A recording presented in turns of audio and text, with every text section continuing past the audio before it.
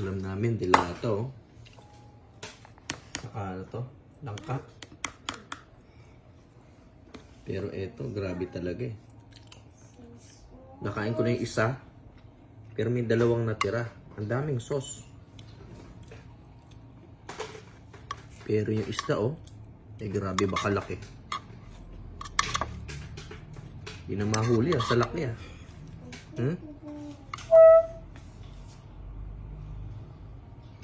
Ang laki.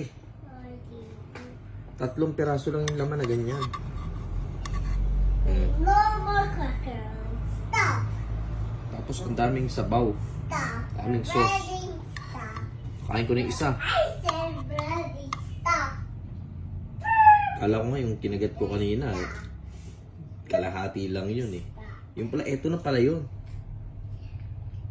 Let's go. Wow, sarap. Shout out. Namiss ko tong mag-ulam na ganito. Kaso, Breading, stop. Okay. iba na pala ngayon.